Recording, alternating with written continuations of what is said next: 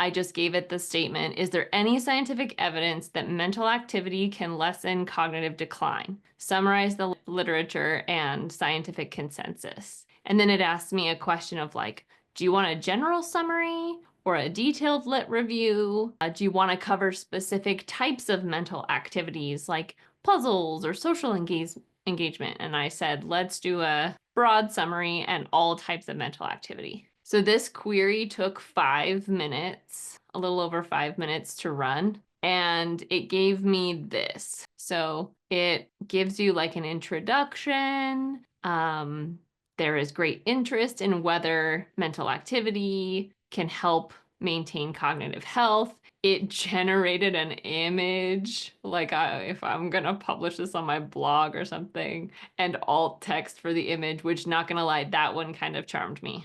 Then it summarizes like use it or lose it and provides references and things for where this argument came from, types of activities, and a bunch of academic references around those. And then you see that this is pretty lengthy. Finally, expert consensus and recommendations. It does say that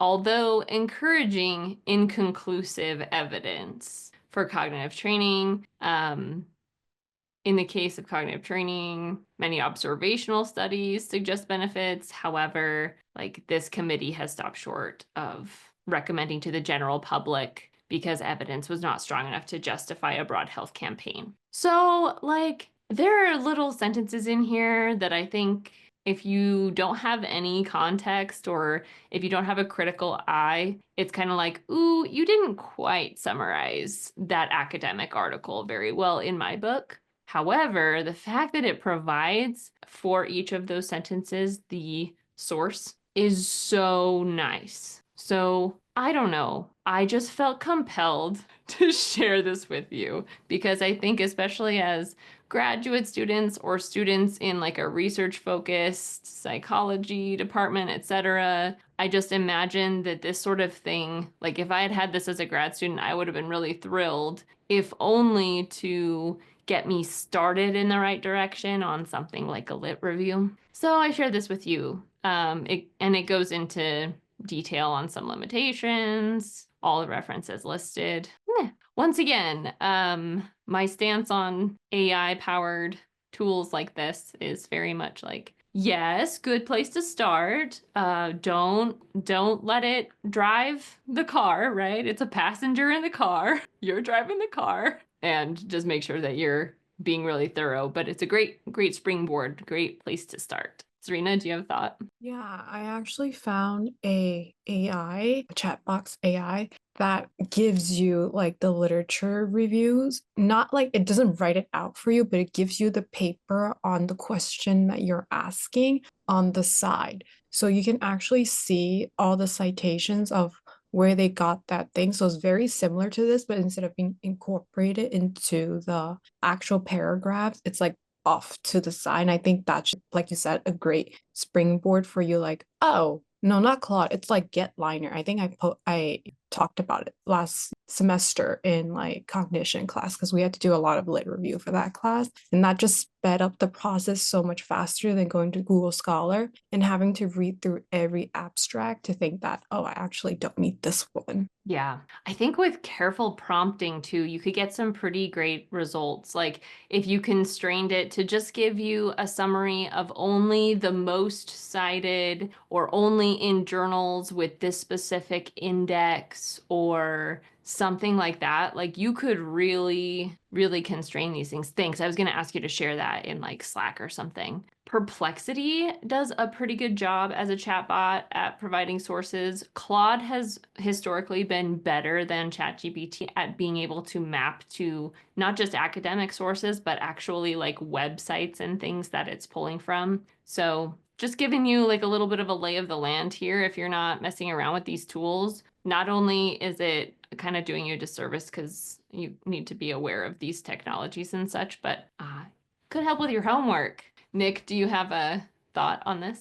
Yeah, I would take Professor Clickard's and Itman Professor Edamar's class of the AI humanities. All it is like they're like prompt engineers basically. And I'm saving every single prompt literally that they give in there. It's super interesting. Like they kind of know how like basically they know how to engineer the prompt so that it gives you the best possible answer that you need. Another resource that you can use is Notebook LM, which you're able to upload as many documents as you need. And if your preferred way of like, say you're a better listener, it can make a podcast like in seconds based off of the information that you give it, which is pretty interesting. Yeah. I think Google has a beta version that makes a podcast too, which again, I've had kind of mixed, like, okay, not quite, not quite. But still, if the alternative is like, I'm going to be sitting here freaking out, or I'm going to take a walk and kind of like listen to a podcast on these journal articles, and then I'm going to go read them, that sounds like such a better learning experience to me. Thanks for sharing.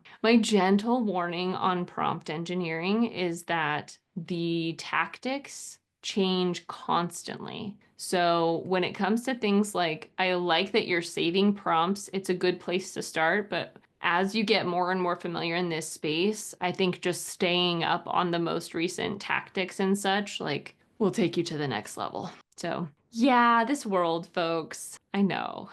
Any other just kind of thoughts or comments on this? Obviously, if your professors are like saying that you can't use some of these tools for different assignments, like you want to respect those kinds of rules and such. But in my classes, it's strongly encouraged you all explore this for your own good. Speaking of bots, just a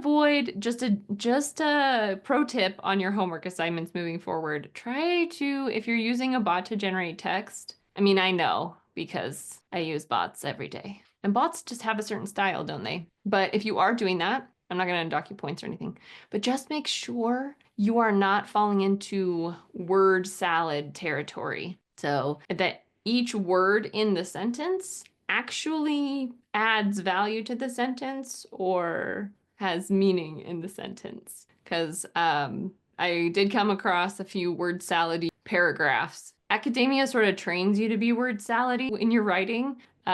Use this class as an opportunity to go in the other direction. If you can say something in 4 words, I'm happy with that as long as it's capturing the idea. So brevity, clarity, precision. Precision of writing is precision of thinking. So getting really precise with the words you're choosing is a good idea. Okay, what else? I am almost a three. 3 of you have not yet received your homework 5 grade. Everybody else has.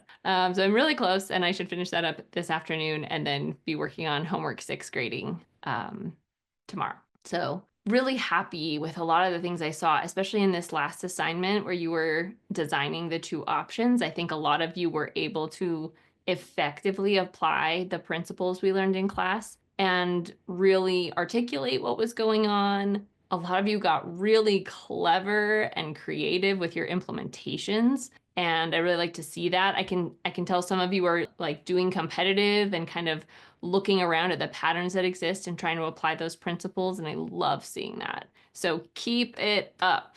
I was really thrilled with what I saw on homework 5. We have UX lunch today. I wanted to call this out. So we have this UX lunch today on networking and marketing yourself early in your career. It's a discussion that will be led by Rosie and Hannah, and I'll be chiming in a bunch of tips as well along the way. So bring your tips, bring your questions, and we'll facilitate a discussion around that. Spring break is in a couple weeks. In a little less than 4 weeks is our UX mixer, which will be on campus. I will be in person for the mixer, and we'll have the option for you to attend in-person class on April 4th or join remotely like you always do. So that will be a hybrid optional class for anyone who wants to have class in person. The last thing is I am giving a sort of talk on using AI in UX research. And I just wanted a pulse on like, this is April 25th, which is late. I realized that it was much sooner. It was in late March, but we have a holiday, so campus is closed that day. So I moved it down here. I'm open to putting it sooner if anyone feels like they need that talk sooner, I guess. So just curious, like what your thoughts are on the dates and things. We could do a Thursday evening or something like that. But otherwise it got moved to end of April. If you have strong complaints, you can let me know and I will see what I can do about moving the date. Okay, so see you at Cognitive UX lunch if you can make it. That's something we're going to look at later. What else do I have? UX lunch today. Oh, you got my email/Slack message. One response on discussions is all I need. I am so sorry I didn't change the assignment descriptions for the past 2 weeks. So it said 2 responses. If you gave 2 or more responses, I gave you an extra credit point. So I hope we're even. I'm sorry. Sorry for the error. But moving forward, always just only required 1 response. Welcome to respond to folks. You know I love to see it. Okay, so today we're going to talk about usability testing in more depth. And whether you meant it or not, I'm glad some of you are finding this thing valuable, right? Like from the online discussion. So you read the first couple chapters, you saw the decision trees, right, of the select test. So just remember those are in here at the beginning. These bad boys. Remember these are in here. Mine are color coded. You can't tell from the screen probably, but I like sort of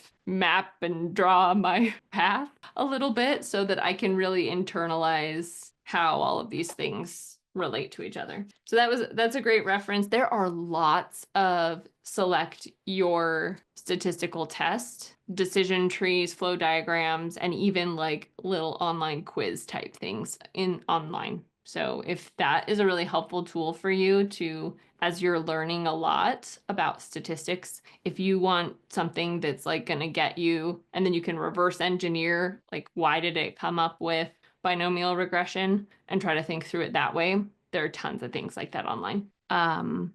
Great. So I'm going to talk a little bit about this. We're fully in the research section of the course. And today is our sort of types of usability testing, making sure everyone's really aligned on what a usability test is and isn't, and all of the different manifestations of usability tests. So that's what we're going to go through today. The reading discussion was so great. I was so happy with all of the things that you all were coming up with. And some folks had some questions and just some good, solid comments I wanted to call out. Let me plug in my tablet thingy. Okay, so the first was Emma C, Kathy, Jack. You all talked about, and a couple other folks too, actually, talked about the whole sample size doesn't have to be large, it needs to be representative. And I think a lot of you were just saying, yes, that was a big takeaway from these chapters. Anchoring to that is a really good thing to do. How do we get a representative sample size, especially, or a representative sample, especially at low sample size? Often we don't. That's the truth of it. Often we don't. And I guess when it comes to the approach you're taking and the level of scrutiny you're giving your representation, that's going to come from your business goals, your resources, your timeline, and ultimately your risk, right? Risk determines the rigor, always, always. So if it's a high risk project, you're going to get really into representative sample size. Great. I liked Emma C's comment about the book talks about, like, if you don't quantify usability, someone else is going to do it and they're going to screw it up, pretty much is what, summarizing what the book's saying. Absolutely true. So getting familiar with this territory is helpful because then you know that your job is to kind of advocate for the users and represent the users in a really objective way. So is probably a good idea if you take that on. Otherwise, someone else will for you and you'll be appalled at the things they come up with.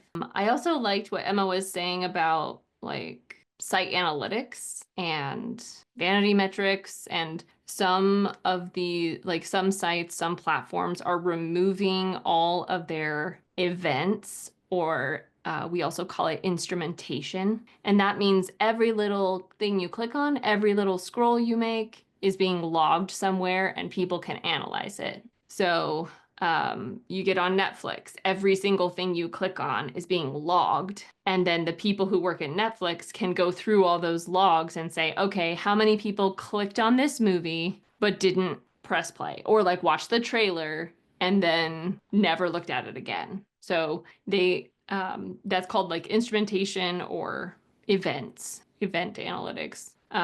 So a lot of sites are removing that in the name of privacy, and a lot of sites refuse to remove that in the name of we need that data to make a better experience. And it's an ongoing debate. So I like that that was brought up. Any thoughts on that topic? Feel free to raise your hand and jump in the chat. Selecting a test. Okay. So Teresa brought up a conversation with an alum who said she doesn't use stats, but even if you don't use it in your job, it's good for like communicating with other folks, and it's good for your just way of thinking about things in models. I'll say what I've said a little bit before. I always use stats at work, and it's because I can and because I want to apply that skill, and it has always served me well. So a lot of the times, if you're a UX researcher, you'll find that it's your option. Like someone's just going to tell you to do a usability test. They're not going to tell you exactly how rigorous to be in your reporting. But you can, if you choose to, be very rigorous in your reporting and include a bunch of quant stuff. And then you stand out as someone who can provide that level of confidence and detail. So it's a skill and it can differentiate you. But you can also say, like, that's not my thing, and I'm not gonna be differentiated by that. Totally fine, except you still have to do the homework in his class, so here we are. But what if I select the wrong test? The wrong statistical test? How many people have this nightmare? What if I select the wrong test, right? Two things. One, you'll know, because you'll try to do the analysis and nothing will work. Like, you can't put a continuous variable into a binomial regression. Right? You can't have a continuous outcome variable. So if you try to do that, it's not going to work. Things are going to look wild. But the other thing is not what you want to hear, which is, you guys, for any given research question, you can analyze it like 5 different ways. And sometimes when I'm freaking out because it's like a multi-million-dollar decision, I do analyze it all 5 different ways. The other thing is, when it comes to our data that we typically get in UX, it's usually Likert scale data or Likert scale data, 7-point scale, 5-point scale, 4-point scale, or it's binary, succeed, fail, true, false. So that means we are only ever using, if we're comparing 2 things, we're using either a t-test, if we're comparing multiple things, we're using an ANOVA. If we're looking at some correlational thing or we're trying to predict an outcome, we're using regression. And then binomial regression and chi-squared are for your binary outcomes. This book is going to cover all that, so don't feel like you need to internalize what I just said. But my point is, like, there's only 5 tests you really need to know when it comes to your statistical tests. And a lot of the time you can analyze your data all 5 ways. And sometimes you do because you panic and you get scared, and that's fine.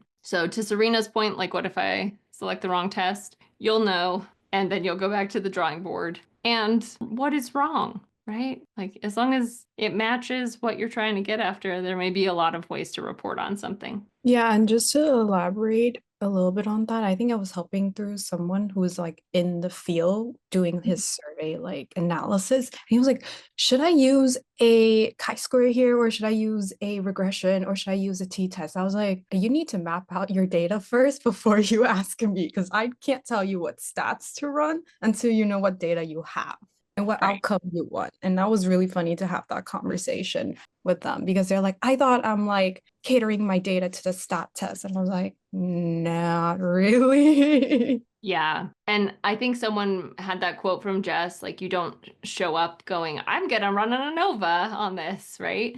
To Serena's point, I think the research question, for me, it's the research question that determines my stats, because the same data set can be analyzed a bunch of different ways. So the research question will really point you in the right direction of your stats. And yeah, sometimes there are lots and lots of different ways to analyze something. So I'm glad you're having those conversations and thoughts. I think it was Teresa also who asked, like, are there any metrics that are niche or outdated? Yes, we'll talk about some of those today. So I would say, just like to Emma Constable's point about vanity metrics, I think enough discussion is happening and enough like blogs on LinkedIn are being shared or something that some executive folks are starting to realize that certain metrics are really only ego boosters and they don't really lead to actionable insights. So some of those things do exist, but there's a time and a place for just about everything. Just about. Okay, finally, we had some folks talking about how much more they love qual than quant. I get it, but don't underestimate. Qual can be just as risky and scary as quant. If you have some high risk project and you're coding data. Even just the other day, I was with my design counterpart. We were doing these interviews, and when we debriefed, our memory of the event, like our memory of what the user said, was different. When I looked at the recording, it's like, the user did not say what we thought they said. Because just like, don't trust your own brain's interpretation and memory of the words someone else is saying. Make sure you get really close to the data when you're doing qual. Love that Jack and Ian are calling out that stats knowledge fades. Yes, and it will keep doing that. And maybe you won't use it for 2 years and then you'll have to bring it all back to life over and over and over again. And that's totally fine. It'll come back easier every single time you use it, but it's definitely, if you don't use it, it's going to be harder to retrieve that stuff. Yes, MMOs, we make up scores all the time, and sometimes it's problematic. We will talk about that too. Great. More I could say on all of your thoughtful comments, but those were some of the key takeaways that I really liked, key discussions. Did anyone else have anything bubble up or questions that they wanted to hash out? You're like, no, you've been talking to me for 15 minutes at 9 a.m. What are you doing? More talking. Okay, I do have some activities in here though, so we are going to be stamping in a moment. I also just want to lead a little discussion on the fundamentals. So hopefully you're feeling chatty too. The first thing we have to cover today is the definition of usability. So this may feel really comfy to some of you, and it may feel a little bit less comfortable to others, but the definition of usability is really important. So we have some different things going on here. The extent to which a product can be used by a specific type of user. That's important when we talk about our ability to generalize our findings or our representation of our sample. So by the specified user, so they can achieve their goals. And you really want to be specific about what those goals are. And as they're achieving their goals, they want to do that effectively and efficiently. And at the end, everybody should feel satisfied. All that to say, by the way, you're in some context. So Instagram may be very usable on my mobile device when I'm sitting on my couch, but if I'm also driving my car, suddenly it's not as usable as it was before. Context determines everything. Or have you ever had a situation where like you're trying to take a picture, but the sun is really bright and you, even at like max brightness on your screen, you can't really see like the little labels like, no, I want a panorama. I don't know. This made me sound like a grandma, but like depending on the context you're in, all of these different things can change. Your usability can change. So my question for you is, first, how many of you feel really comfortable with the word construct? When I say a construct, thinking about research constructs, does that feel good? Give me a this. I feel good about constructs. 1, 2, 3, 4, 5.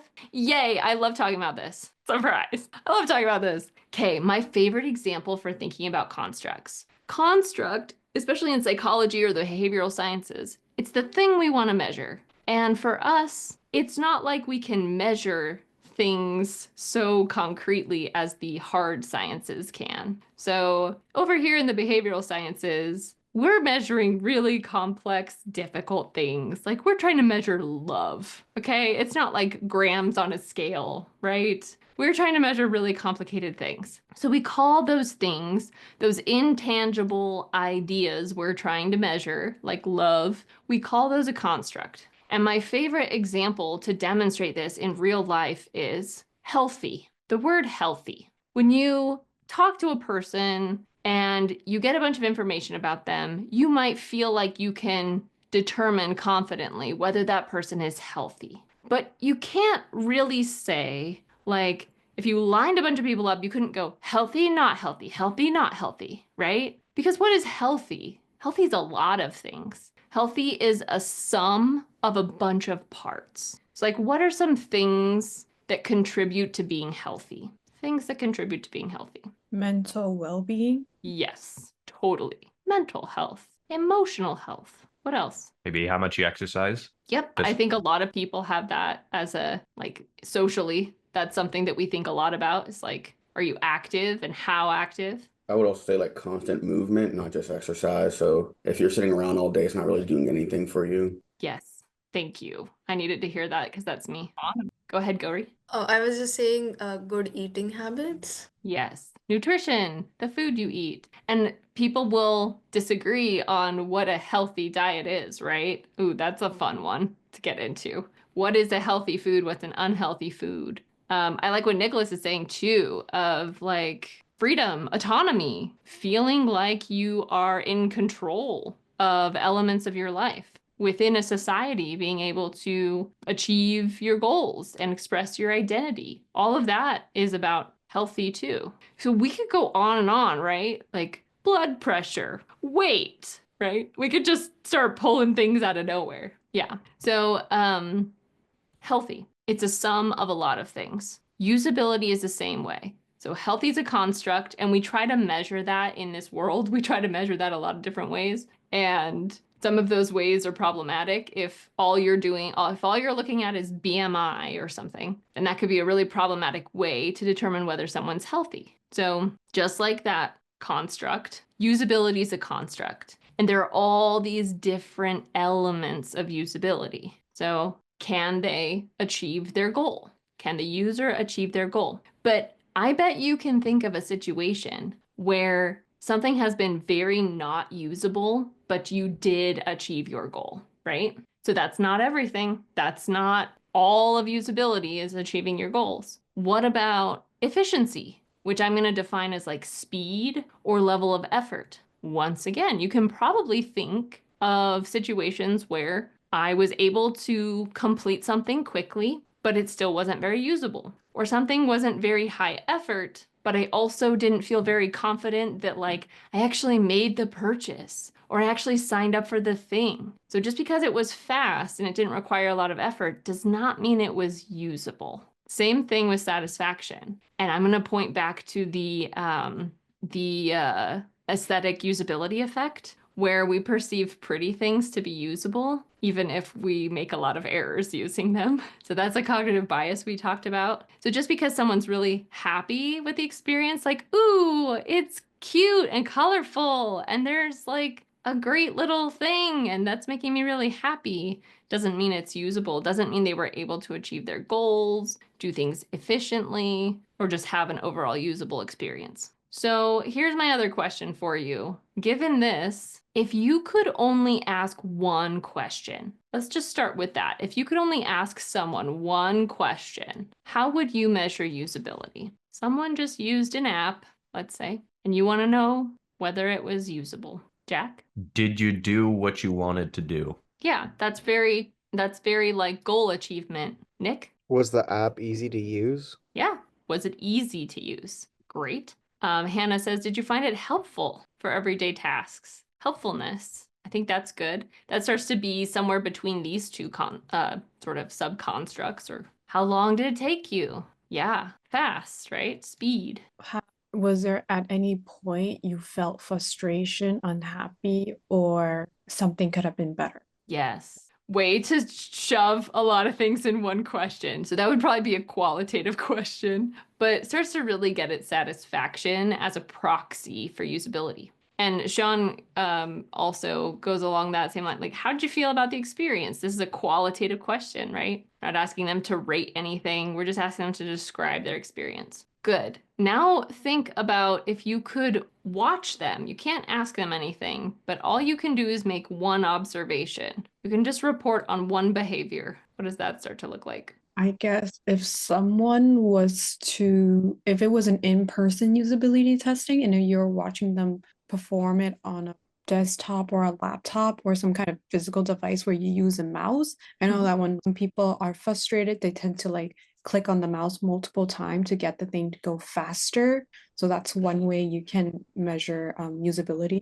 Yes, that's called rage clicking. And all of those instrumentation and the platforms that pull in the click analytics from all of these sites that you use. So if we work at Netflix and we're looking at people using desktop, I guess, usually they have a number of rage clicks and they'll have a heat map of where people are rage clicking. So there are a bunch of patterns like that people do out of frustration. Like they'll spaz their mouse around a lot if they're frustrated. So yeah, or rage tap something. If you thought something was supposed to be clickable and it's not, you'll tap it a few times. Sometimes when I'm using an app, because I know that analytics platforms track that, if I think something isn't usable, I'll just sit there and tap it. Like, log this, log my rage. So I invite you to do the same. Great. Yeah, so there's something about like consistency, maybe re-engagement. Did they come back? Right? If they could come back, did they come back? Are they able to move around the site? I think that's good. And also, folks, I just accept a simple answer like, did they succeed or fail? Whatever they were trying to do. Did they log in? Did they succeed or fail? Did they do the main thing? Okay, so I say all of this to let you know that there actually are standardized usability questionnaires out in the world. So there's the system usability scale, or the SUS. There's the single ease questionnaire. So whoever told me like how easy was it to use, that's very close to the standardized single item measure of usability called the single ease questionnaire. And there's a bunch of these standardized UX, a bunch of these standardized scales. And this is how we measure usability. This is how we do it quantitatively anyway, is we ask these specific items and then have people rate their experience. Qualitatively, if you want to know the why behind whether something was usable, then you could ask a series of questions as well. But all of these quantitative measures, we have the behavioral stuff, the things we would observe that we just described, like rage clicks and things. Success and failure. And then we also have the ability to ask people, how easy was the technology to use today on a scale of 1 to 7? So measuring usability. We're going to talk about your final project today, and this is what you're doing. You're going to create a usability test. So you're going to pick an experience, create a usability test, and measure usability somehow. And I require at least one quant measure. So you can be thinking about some of this stuff. Any thoughts on constructive usability, or how we measure it? Yeah, I guess I have a question. What are the standard questions that you mentioned, or are there too many to like list right now? No, the big ones are. Okay, so can always screenshot this or reference the recording. So there's the SUS, which is like the system usability scale. I might get these slightly wrong because this is from memory, but this is 10 items, which is long. So that's a pretty long questionnaire to be measuring usability. So most people, if they want a single item, a one question, they use the SEQ. There's also the UX, which is 10 items, but more commonly 4 items. But people more commonly use the UX Lite, which is 2 items. And the UX Lite is both, it's kind of like a satisfaction question and an ease of use question. And there are articles you can look up on measuringyou.com, which is the website that the author of this book has. But he talks all about like how much more accuracy do you get when you use 10 items versus 1 item or 2 items? And the answer is usually you can capture like 85% to 95% of the variance with just 1 or 2 items. So most of you are going, when you do this, when you do your final project, most of you are going to be using either the single ease question or the UX in some way. And you can thank Jack for that pro tip. We're going to cover that some more, but I think that's good to be thinking about. Other thoughts or questions? Yeah, question about the sus test. Is that they're just standard questions, or they're questions that you modify They are based standardized. on standardized questions? Yeah, so I'm trying to think of an example. Just like we have, so the standardized, the sus and other standardized questionnaires have been used in hundreds of thousands of studies, and they've run a bunch of statistics to make sure that those are the items that explain the most of the variance or the most of the effect. So when you have something that's not usable and you have something that's usable, those are the questions to ask and the way to ask them that most accurately get you the answer, according to everything we know today. Oh, okay. Yeah. I looked it up. It has something to do with positive and negative. Yeah, we'll take a look. We'll actually take a look at the sus and the UX and everything. I think next time is when we look at standardized questionnaires. So you'll be getting very familiar with those. Okay, so this came up in your book, and this is me making sure you caught this. So Jeff Sorrow and Jim Lewis, they wrote this book. They also wrote my favorite survey book. In this book, I don't know what it was. I mean, this book was published a while ago, so they did improve their writing quite a bit in the survey book. But sometimes I just feel like I have read this sentence 10 times and I do not know what you're saying, bro. So I wanted to clarify formative and summative because I think that they use some very academic terms to describe these two things, but I'll tell you some of the confusion I had early in my career around formative and summative. This is only going to come up if you're on a team of researchers or if someone like went to a conference and feels really cool that they know these terms now. So it's also going to come up on your assignment. So there you go. But 2 types of usability studies, formative and summative. Formative, you can think of as find and fix. Find and fix, formative.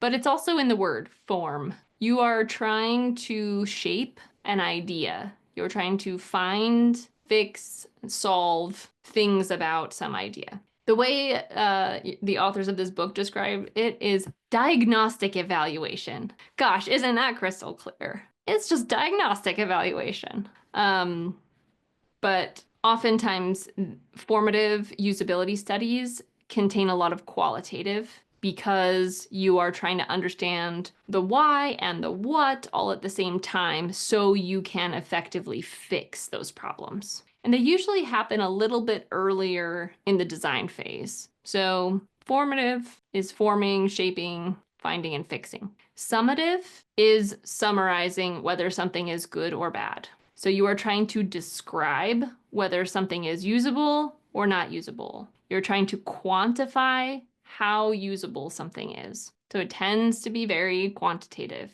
And in the book, he says measurement-based evaluation. Ah, so clear, so clear. So my modifications to these early, shape and refine, and usually formative things are things like concept testing or your usability testing prototypes or designs you haven't released yet. A new version of the app we haven't released yet because we're forming that version still. We're finding and fixing all the problems, and it's often very qualitative. Over here, usually after the design is mature or has been released, it is also about comparing 2 things. So this app gets a score of 65 and this app gets a score of 70. And now we know this one is better with X percentage of confidence. That's a summative approach. Summarizing, we don't care about why it's not usable. I mean, that's not really true. We always care. But what we're reporting on is whether it is meeting some benchmark or whether it is outperforming something or the other. So it's very summative.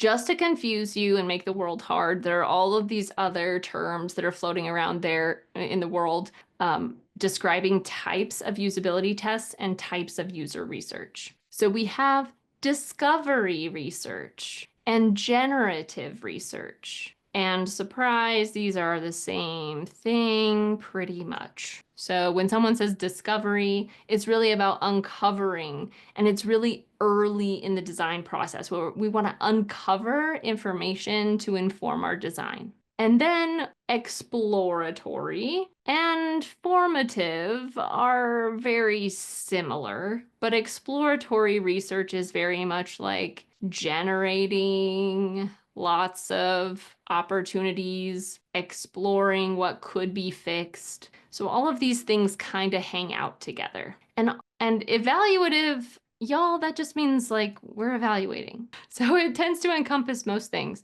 But what's good about what is distinct about evaluative is with discovery, your findings could be something like a big paragraph explaining your user. Evaluative is like, is A or B better? Are we going to go with this approach or that approach? There were 5 problems, right? So it's very much very tactical and not generating as much, which is very similar to confirmatory. So you have, or my least favorite word that everybody uses is validation. I won't even write it. Validation. So I like the word evaluation, not validate. But summative is more of this confirmatory, like we made a thing, is it usable? How usable is it? Let's try to quantify that. 90% of users say the thing is usable. Be a nice summative research project. And when in doubt, ask ChatGPT. It's not too bad at telling you the differences between these terms and kind of when they're used. So it's kind of early stage design, forming the design, and then evaluating the design. Did we do a good job? How do we build it? Did we do a good job? Did we build the right thing? Are you ready for the quiz? Get out your stamps. No, not ready. Get out your stamps. I'm gonna ask you give you some little case studies, and we're gonna say formative or summative. So you've just been hired at your favorite e-commerce company. I don't know why it's Patagonia, but it is.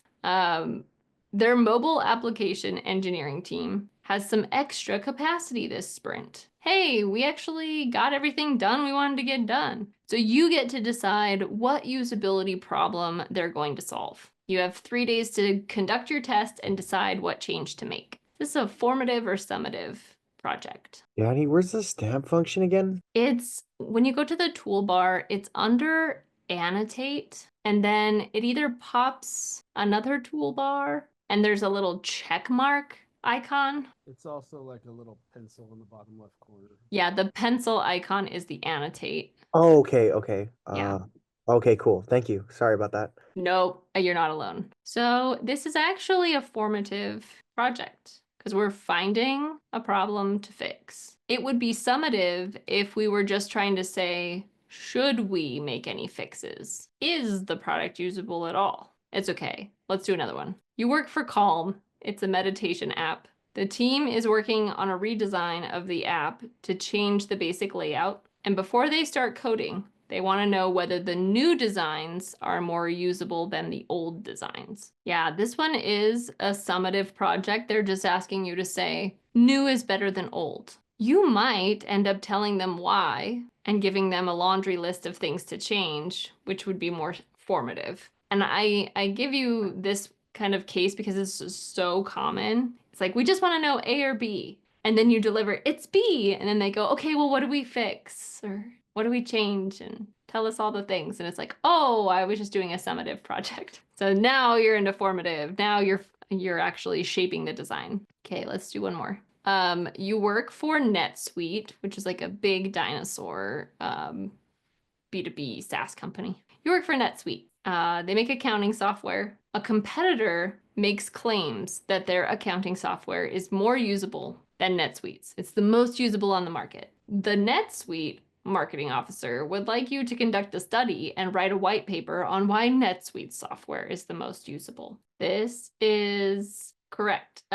So in this case, someone saying our usability score is 10 out of 10. And then now you're going to say, well, our usability score is 11 out of 10. Just kidding. That was a joke. But you get it. So you're going to quantify and compare against some benchmark. It's another kind of common case that you'll be asked to do. So if you're comparing two things in like a quantitative overall, summative overall, then it's a summative project. But if your deliverable is going to be a laundry list of here are the things I found for you to fix, then it's formative as a general rule. Okay, I have one more. It's an EpiPen. EpiPen is administered when a person's going into anaphylactic shock. The prescription company comes, the prescription comes with an applicator. Before they manufacture the devices, they want you to identify any failure points in the device experience and the instructions so they can make final changes before they bring this thing to the market. Yeah, totally. You're getting it. Formative. So we're finding all the failure points so we can fix them before we launch this thing. So why am I making you think about this? Because for better or for worse, this whole book is organized around formative and summative. I know, not a choice I would make. I bet they wouldn't make this choice today. But everything is formative or summative. So as you go through the chapters, it's going to talk about whether we're in a formative state or whether we're in a summative usability project. So this is why I want you to understand the difference. I did see in the chat binary logistic regression and summative. I like that you're thinking about stats. We would use a binary regression on anything where the outcome we're measuring is success or failure. A binary outcome. Did they succeed or fail? Did they make a purchase or not make a purchase? So that's when you would use a binary logistic regression. And there could be sort of formative things going on with that, and there could be summative things going on with that. Great. Now is a very good time for a break. So let's take 15. I have 10:05 on my clock. So let's come back at 10:20. Welcome back. I was thinking a little bit more about formative and summative, and maybe this isn't a fully formed thought in my mind just yet, but I think it's maybe more helpful if we talk about the health example again, like a formative research study around health would be to help people identify ways to become more healthy, right? So you might measure a whole bunch of factors related to someone's health and then advise them on what areas they could improve in. A summative health study might be measuring all of those same things, right? But instead, you're trying to determine healthy yes or no, or give them a health score, because maybe these are Olympians and we're comparing athletes to each other, or maybe we're trying to determine who needs treatment. So we're measuring all of these factors around how healthy and like what the quality of life is of that person so that we can classify people in terms of their severity. So I don't know if that helps, but just thinking about it outside of UX might be a way to clear up those definitions if they ever get muddy. Gauri? I don't know, for some reason, the way I think about it, it's a cycle. So formative research is the beginning, and then we go and we do summative.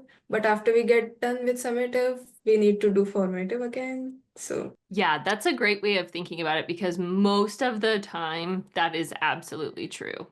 You do formative early and you do summative later. It's like summative at the end to decide whether it worked, right? To decide whether it's successful. So that's a great way of putting it too. I call it this distinction because, like I said, the book is organized around these two terms. But also, I have you tell me whether you're doing a formative or a summative usability test for your final project. And I just want you to be able to really wrap your head around whether it's like early and you're finding and fixing and you're evaluating and shaping the design to make some recommendations, or are you going to say like this app is or isn't usable for the population, or compare two things and say this one's better than this one, and that would be summative. So thinking about those things, we'll cover that when we discuss the final project, but just kind of thinking out loud around it. Okay, back to it. Hope you have your favorite snack or drink or something. For folks who have somewhat recently taken a research methods class, or maybe you've taken a few research methods classes or come across this in terms of research, I would love a volunteer who can define either or both of these terms, research validity and research reliability. So feel free to raise your hand, or you can use the chat if you want to think it out. Nick, can I take a stab at it? I mean, I haven't even taken stats yet, but I took a research methods class in undergrad for Yeah. stats, for political science. So I think one, reliability is the amount of error or could be the amount of error like that your data is free of. So making your data like, I don't know, how clean your data is, right? A validity can be like what the phenomenon or the extent of the phenomenon can be, like how your findings can be applied, like what's the size of what you found, like the phenomenon or the findings that they could be applied to. I don't know if that makes any sense. I think in both ways, you're really close, like you're approaching these definitions pretty well. Does anyone want to chime in? I don't know the actual like definition. I don't like know for sure, but like validity is like how aligned are you measuring the thing that you think you're measuring or the thing that you're telling people you're measuring, and reliability is like how like reproducible is the research or the test you're doing. Like if you do the same thing, does the same outcome happen, or like what's the variance of that? Yes, totally. And I love the way you were phrasing validity too, because it makes me think of our cloud, right? It makes me think of our construct usability. And it's like, how well are you tapping into your construct is validity. Serena, did you want to elaborate? Yeah, and I think there are different types of validity, I believe. Internal validity and external validity. And within internal validity, there's a lot of things that could go wrong that can affect your internal validity. So I think it's just talking about how, like what Mark was saying, and how Professor Siegel says it, internal validity is how good you are at measuring the thing that you think you're measuring. Great. Yeah. I came across this analogy when I was in undergrad and I liked it. It just helped me remember these two terms. Validity is hitting the bullseye. It's how close you get to hitting the bullseye. So to Serena's point, to Mark's point, it's how aligned you are at measuring what you're trying to measure. And reliability is if you keep shooting those arrows, can you keep hitting the bullseye? So to Mark's point, reproducibility, consistency. And we know that things like context or internal state might change the reliability of a measure. So I could measure usability at the mall. I could ask people to pull up an app on their phone and do a usability test as they're standing there, and that's one context. But if I do it in this lab environment, then I might get different results because that's a reliability issue. Context changed something about the reliability of your test. So thanks for volunteering those definitions. That's really helpful. You can think of validity as accuracy, measure what you intend to measure, and then to Serena's point, bonus points. I'm going to tell Jason, internal or external validity. So how confident are you that your results are actually a product of what you were trying to measure? How confident are you that it's usability that produced those high scores? Or did you just feed people a bunch of cookies and then they all rated happy faces on everything, right? External validity is generalizability beyond your sample. So you did a usability test with 5 folks, happy faces all over the place. But then when we tried to generalize to the population, people are saying this app isn't usable. Was our sample representative? Did we feed them cookies? Like what happened? So internal and external validity. Then when it comes to reliability, we have just consistency in results, reproducible, repeatable results. It's so common in UX and product that something will be usable one day and then you'll test it a year later and it's not usable anymore. you all have experienced this in your lives, right? Like patterns change, our expectations change. If you download an app that's like 5 years old and you've never used it before, it might not be very usable today, even though maybe 5 years ago it was pretty usable to the general population. Nick, do you have a thought? So like say you have a study that goes like so basically it falls out of reliability, but you can still take the measure, right? So like it's like a study's validity can still live on if their measuring process was cool or Yeah, not really since you're just using like scales that have already been established. I think there's so much at play when we design a research test, when we design an experiment, and you want your results to be valid. And that's about like your measurement selection, like how you're tapping into things. But then other things can affect your validity, like whether your sample size is representative. And reliability, when it comes to your measurement consistency and repeatability, error can come at you from all kinds of different angles. Like, is it, again, maybe you had a sample size of 5 and 1 or 2 of those people were edge cases and they don't exist very much in the population. So now when you retest, you might not get a very reliable outcome. But that can be within subjects too, where I have people, one day they're tired and one day they're awake, and then their score changes. How many of you have ever taken like a personality inventory and gotten maybe different results at different stages of life? Yes. Or like you take it 1 month and then you take it another month and you get completely different. Any online quiz, it's like, I'm an optimist today. Oh no, I'm a pessimist today, right? So that's a poor reliability in that measure. So retest reliability is one, but you can also have things like inter-rater reliability, meaning if I run the test, I get one score. If Serena runs the test, she gets a different score. If we both evaluate a website based on a set of criteria, my score was 60, but Serena's was 40. That's poor inter-rater reliability. And then you also have inter-item reliability or internal consistency. So this is the things that should move together actually move together. Usability and satisfaction usually move together because satisfaction's a part of usability and usability is a part of satisfaction. So they move together. If one goes way down and the other goes way up, then we have not so great internal reliability of our items. Okay, so I'm bringing this, dusting off the cobwebs in your mind around some of these research methods concepts, but I want you to be thinking about some of these things because this will help you design a really good test. So as you're thinking about your usability test, you can think about validity and reliability, and if you can internalize the difference and these definitions, it usually makes you a better experimenter. Speaking of experiments, speaking of research, we have different types of research, right? So we have experimental, quasi-experimental, and correlational.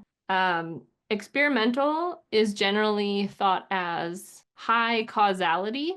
So we can attribute a change. It's usually done in like a lab environment or where we have some control over things. We change one variable and we're very confident that that change produced the outcome. So I'll go back to my cookies example. If I feed you lots of cookies and then I give you a version of the app where all of the buttons are green, I don't know whether it was the cookies or the green buttons that made you so happy. So that validity is unclear, but in an experimental design, we can attribute like, here are the green buttons, here are the blue buttons, and which one performed better. And usually you have a high amount of generalizability. So this is your test design and what you have control over. We randomly assign people to groups. These are groups. Randomly assign people to groups.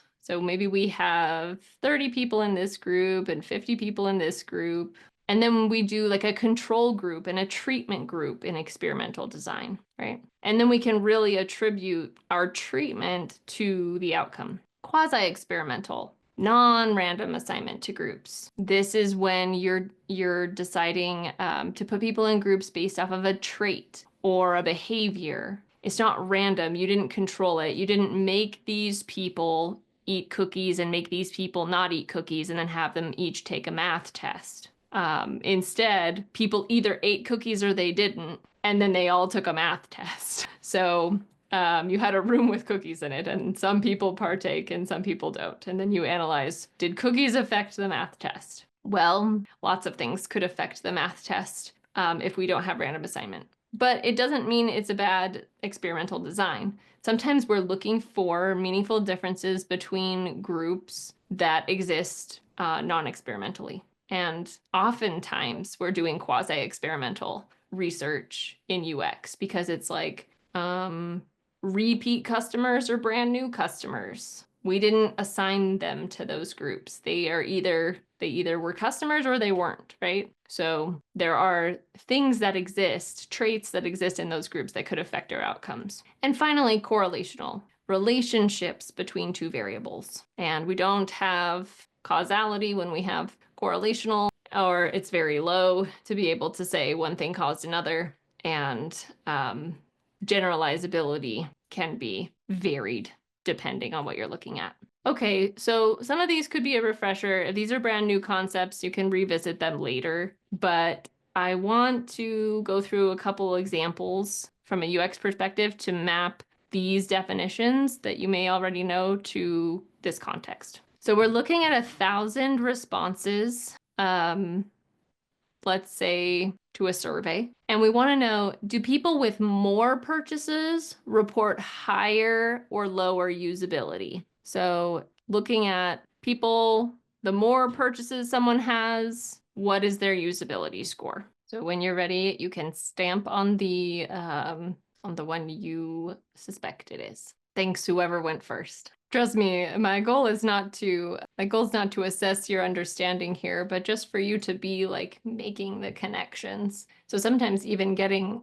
it wrong is useful, right? Okay, so correlational via maybe the bandwagon effect, and maybe a couple folks saying quasi-experimental. And I see why you say that. So it is a correlational study because we're looking at, as purchases go up, does usability go up? Or as purchases, we'll say like, this is usability and this is purchases. As number of purchases increase, does usability go down, for example? So this is correlational because we're just looking at the relationship between two variables. However, if you were saying quasi, that is a good thought because people are making a purchase and you don't have any control over that. So I see that you're thinking about like, what were we able to change? In this case, we were just measuring usability and measuring purchases and relating the two things together.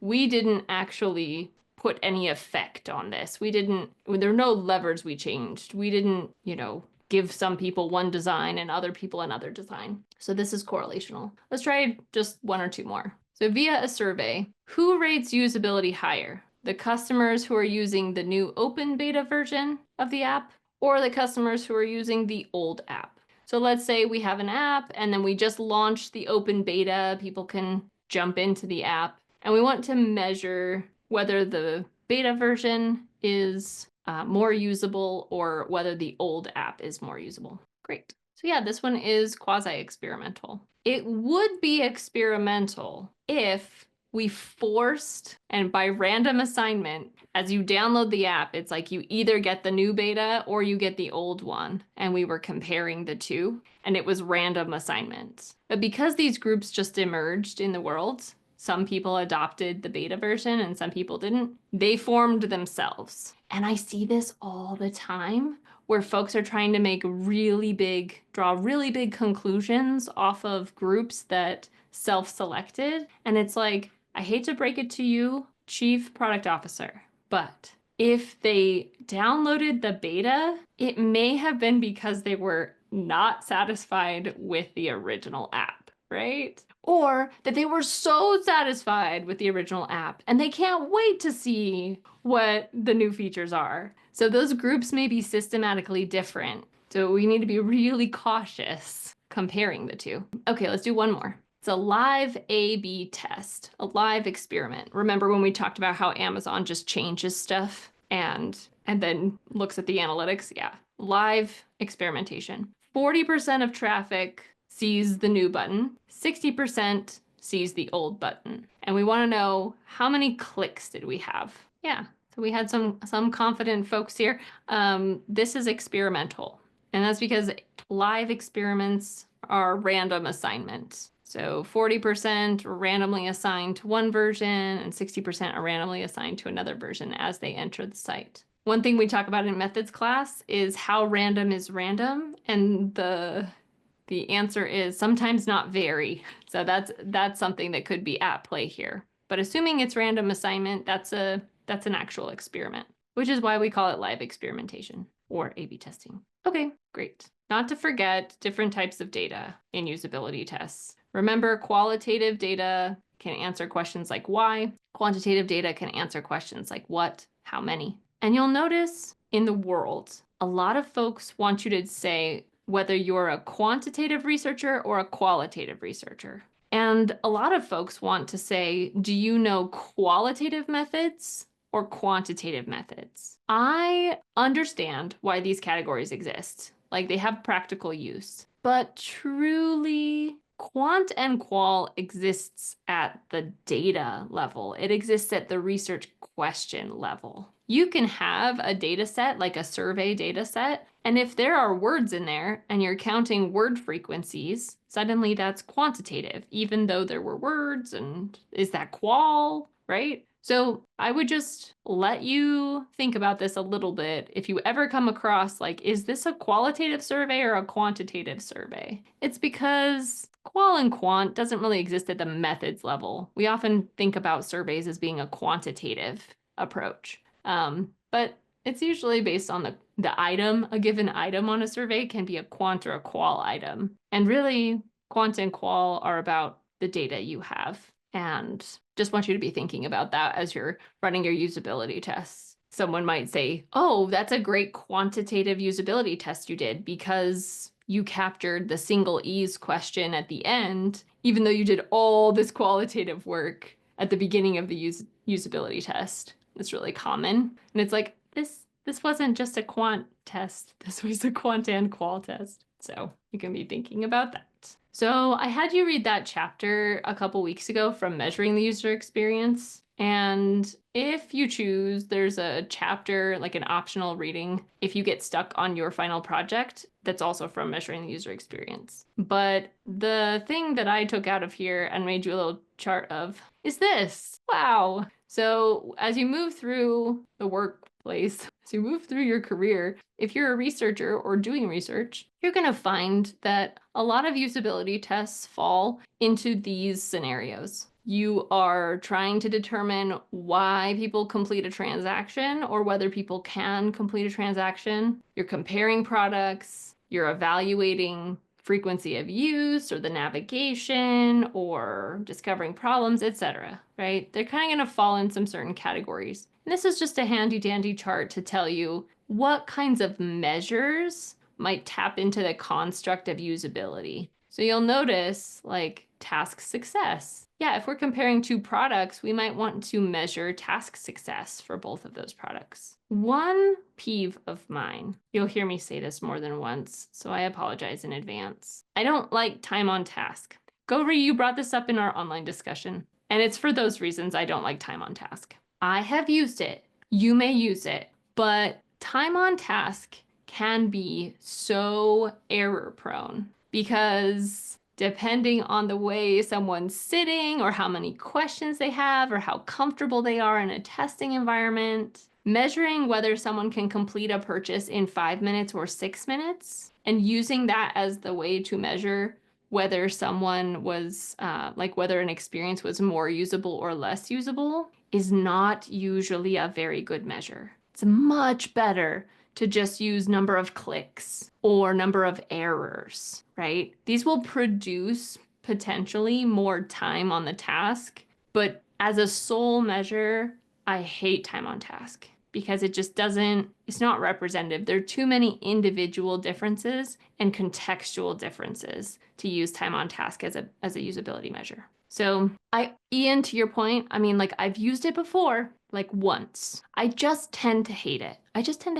Go Ree. I was just gonna say that not just about cognitive load, but what if a user is not that tech savvy or his personal characteristics? I mean, so many things can affect, right? So how can we like trust the results that we get? That's Right. It's really hard to trust, especially with low sample sizes, which we almost Yeah. always have. There's just too much variance. Don't even look at it. Or, you know, for this final project, you can look at it, go ahead and measure it, but let me tell you, it's going to be noisy and it's probably not going to give you anything you actually want to know. Serena? Just to play devil advocate a little bit, I feel like there are specific scenarios where you do want time on task, especially if it's like a ticketing system, or I'm talking about ticketing system like buying a ticket off of a website where you have like a certain amount of time to fill out a form or to press the Yep. ticket before pressing buy. So I can see how it could be used in that scenario to see how long it takes people to check out and how you can speed up that process even faster. Yeah. Yes. Plus 1,000. I'm with you. Mark? Do you think there's like, because I agree with you on the time on task, but for like physical products or like physical, because like I'm thinking now, like maybe time on task would be a really interesting thing to measure if you're like, you have a new, like you're the new IKEA or something and you want to see like, oh, can people make your thing quickly or like, or just like with more like physical, tangible stuff? Like, do you think time would be better for some of those? Yeah, I mean, you make a great point. One of the times I've advised someone to capture this measure was for a medical device. Think of the EpiPen example. Of course you want time on task for an EpiPen administration. And to Mark's point, like building IKEA furniture, does this take 2 hours or does this take 8 hours? Now you want to have a benchmark, to Serena's point, because again, it's like we're measuring usability. So task time as a usability measure. That's where I have the disconnect of like, well, what is a usable time? Yeah. And then comparisons usually break down when we have low sample size.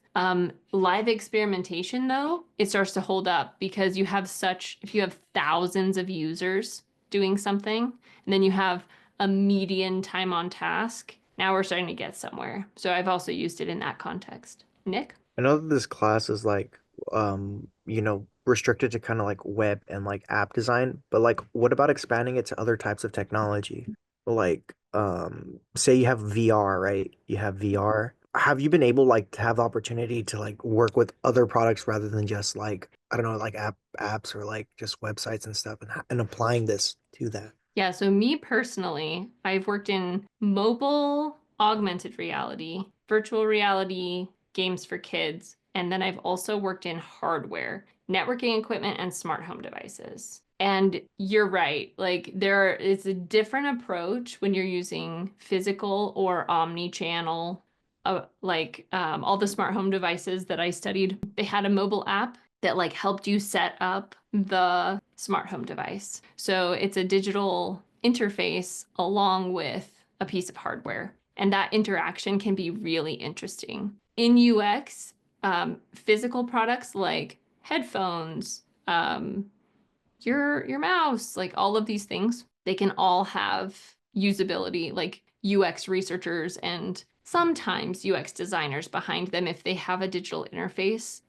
People who design physical products like that are usually called industrial designers. That's really common in automotive as well. So yeah, you bring up a great point, both of you with physical products. So, I don't live in black and white.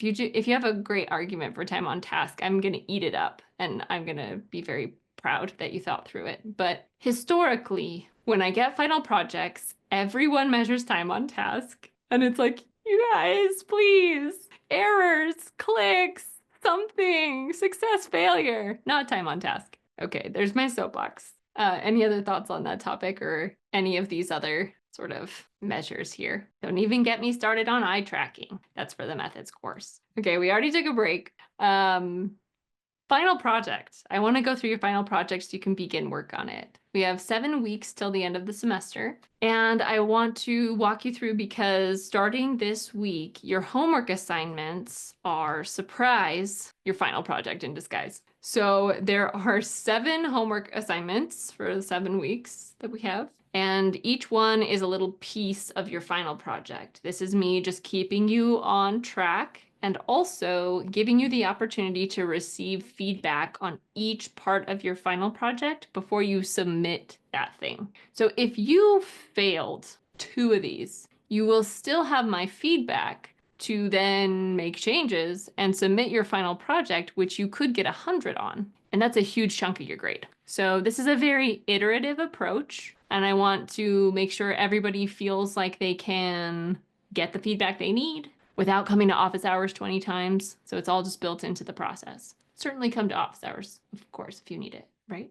But just trying to make sure you get a good, solid feedback loop. And also for those of you who like to procrastinate, just helping you with the accountability. So what am I asking for? You are going to do exactly what we do when we plan a robust usability study in the real world. First, you're going to select the experience you want to do your usability test on. And it can be the same site you've already used for past assignments, but it cannot be the same workflow. So if you've already done like a very, the login flow, I don't want you to usability test the login flow. I want you to usability test something else. If you have strong feelings about there being a lot of need to do something, you can see me and we can maybe make an exception. For those of you who are like working, maybe we do want to usability test something.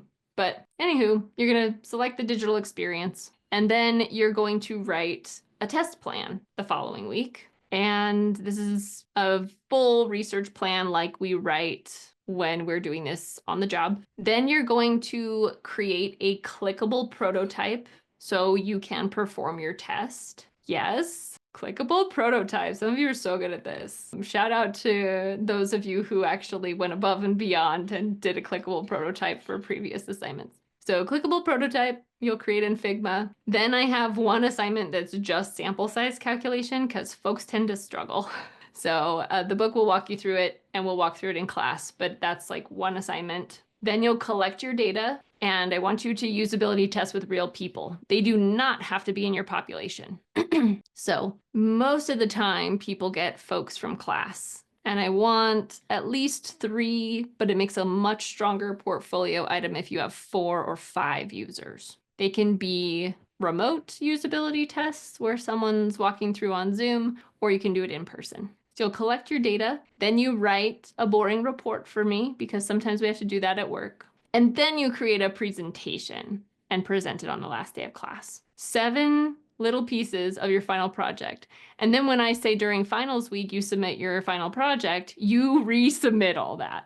I have a pathway that, like, if you're happy with your grade and you're not going to redo anything, then you just submit the pieces that you wanted to rework. But that's your final project. So let's look at some examples. I mentioned before that you can find and do a find and fix formative approach. Most of you are going to take this approach. You're going to pick an experience, you're going to evaluate it with some users, and you're going to identify like 5 changes or something you want to make to that experience. Some of you are going to take a summative approach where you're quantifying, like you're giving the app a score, or some of you are going to take an advanced approach to summative and you're going to compare 2 designs. So maybe there's an existing experience and you think you could design it better, or there's a competitor that does it better, and you're going to usability test both and then compare the 2 scores. It's a really fun stats project if you want to do comparative stuff, but I'm warning that it's an advanced approach to this final project. So I think most folks are going to do formative, and some of you are going to do comparative. So let's look at an actual previous student's example. Okay, previous student. So he told me that he was going to do this United Airlines app, and that was assignment A. And then he wrote this test plan, and I have a template that you fill out. So you do the summary, research goals, we talk about sample size, you add this later. how are you going to design your test, etc. What is the task going to look like? What analysis are you going to perform? This participant section is all about how he calculated the sample size and how he's going to do his sampling. Then you collect your data and you write me a boring report. Again, I have a template for you to fill out. Then you'll present. On the last day of class, you have 5 to 6 minutes. And this is what he came up with. So he kind of like goes through the background. Here's the workflow. He decided to redesign it. So he did a comparative test. He has a few hypotheses. Look, he has time on task, time spent. But these are the hypotheses that he has. Methods. He got 15 participants. That is above and beyond. But he wanted to have a really strong portfolio item, and he ended up working for IBM. So that worked out for him. Talks about like the tasks and then the results. He went really statsy on this because he loved stats. So he still loves stats. I shouldn't say past tense. So he was looking at the number of interactions or like clicks or actions that someone performed to complete the task. And I believe, yeah, he found a significant difference between the two designs. Then here's his time on task. Look at how noisy. And then here he had just a satisfaction and attitudes around price.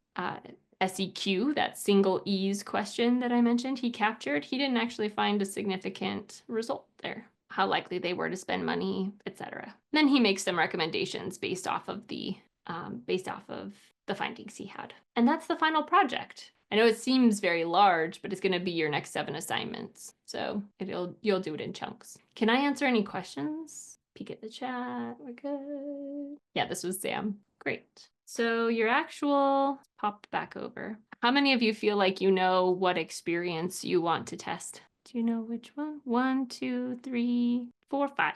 Okay. If you don't, okay, maybe like half of you.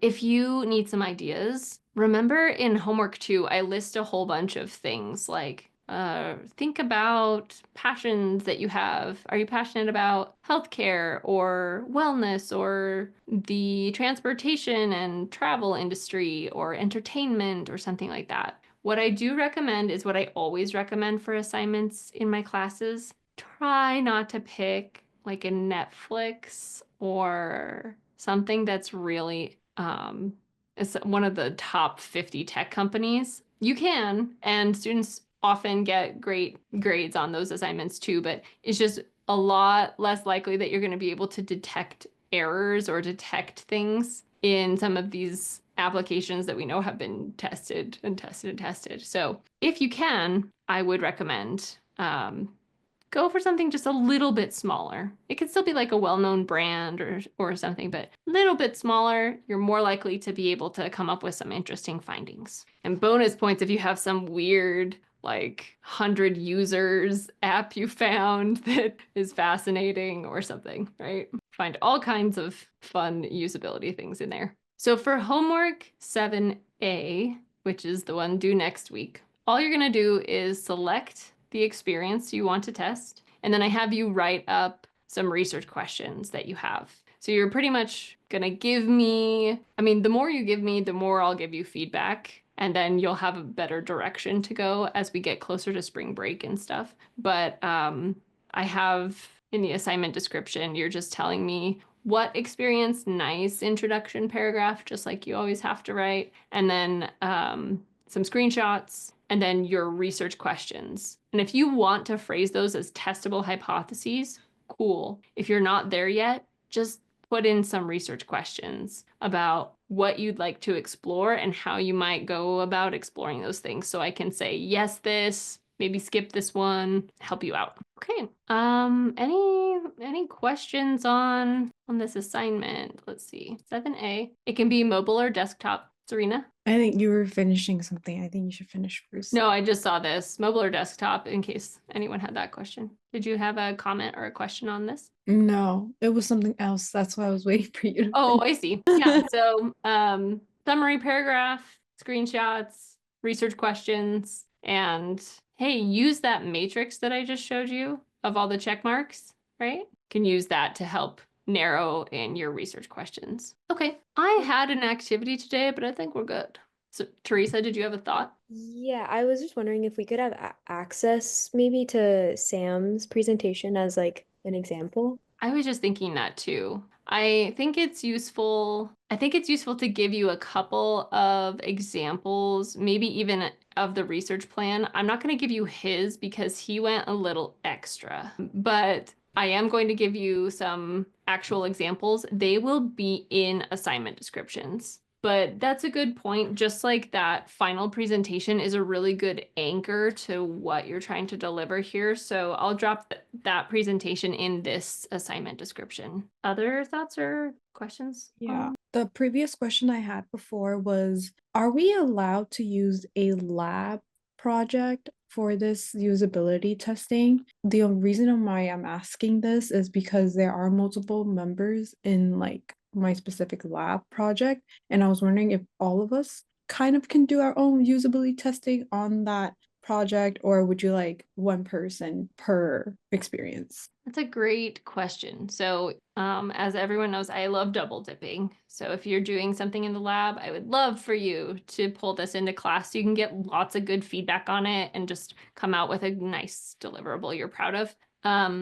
When it comes to group work, I would say the scope of this, I say no fewer than 4 actions. So clicks or typing something into a field. Usually people are usability testing like 2 to 5 screens or 1 workflow. And what I would invite you and your lab mates to do is do different workflows. So it can be the same experience, but maybe like one of you attacks. It can be the same screens, but just the different workflows. Like from the homepage, I want to find a product. From the homepage, I want to use the search. From the homepage, I want to change my account settings. So each of those workflows could be its own final project. Ooh, wouldn't that be great? Right? And I love the idea of people kind of collaborating or giving each other feedback. That just brings me joy to think that you all might do that. So I invite you to work together or share what you're learning with each other, if it makes sense. Great. I'm going to stick around for a few minutes